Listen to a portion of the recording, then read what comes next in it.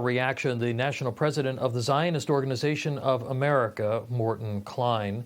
Mr. Klein, good to see you. I think we did kind of see this coming, and for good reason. You know, you've argued that the new plan actually makes President Trump's original October 2025 framework worse.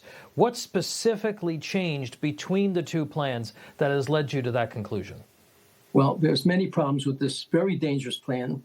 First of all, it doesn't destroy the Hamas weapons or the tunnels or the facilities that create these weapons. It transfers them to a Palestinian group, and no non-Muslims are allowed to be on it.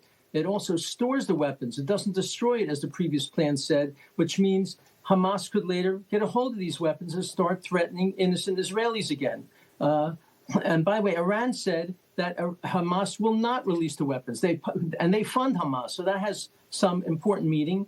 And in addition, there's nothing in this plan, as opposed to the earlier one, to have a reformation of Hamas and change the Hamas educational system, which teaches small children to hate Jews, Christians, and Americans. They wear uniforms in school. They have toy rifles, and they chant violent phrases against America and against Israelis.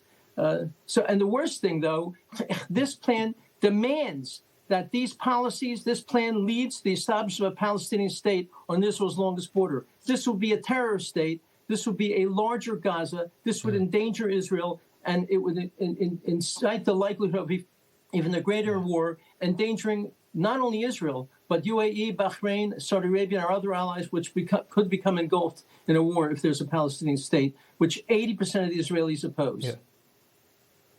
Mr. Klein, I spoke with the Prime Minister's spokesperson over the weekend on Newsmax, and he confirmed that Hamas members were even recently caught building new tunnels. What would real disarmament actually look like on the ground? And is this international force that's part of both plans a farce, or could it yet come together in a real way? This international force are Palestinian Arabs from the Palestinian Authority, who spend $400 million a year paying Arabs to murder Jews and Americans and Christians.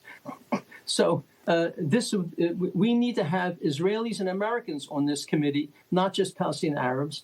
And we need to destroy the weapons, not simply store them. Imagine, they want to store the weapons under the control of this committee consisting of Palestinian Arabs, which means in the future, Hamas can get a hold of them again and start threatening Israel again. No, the weapons have to be destroyed, and that is no longer part of this plan. I believe that Turkey and Qatar have pressured America to harm the original plan, which made some sense. This plan makes no sense. And plus, this calling for an establishment of a Palestinian state, this is absurd. They're not ready for any such state. The Palestinian Authority is a terrorist regime that pays Arabs to murder Jews, teaches their children to hate Americans, hate Jews, and hate Christians.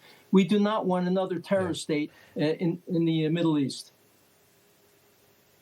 Certainly more to come here. Thank you for your analysis. Morton Klein from the Zionist Organization of America. Appreciate you being here, sir.